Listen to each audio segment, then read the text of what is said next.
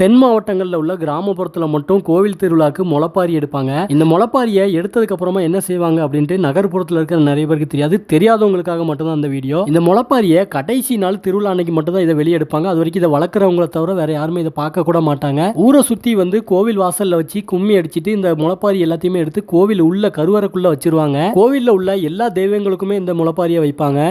இந்த முளைப்பாரியை மண் ஓட்டுல தான் வச்சிருப்பாங்க. அந்த ஓட்டுல வந்து நம்பரோ இல்ல பெயரோ எழுதி வச்சிருப்பாங்க, அடையாளம் தெரியணும் அப்படிங்கறதுக்காக. திருவிழா எல்லாமே முடிஞ்சதுக்கு அப்புறமா கடைசியா தான் இந்த முளை ஓடுகளை உள்ள இருந்து எடுப்பாங்க. வெளியே எடுத்து ஆத்துல தான் போயிட்டு இதை அலசுவாங்க. ஆறு இல்லைன்னா வாய்க்கால்ல கூட இதை அலசுவாங்க. ஓடுற தண்ணியில மட்டும் தான் இதை அலசுவாங்க.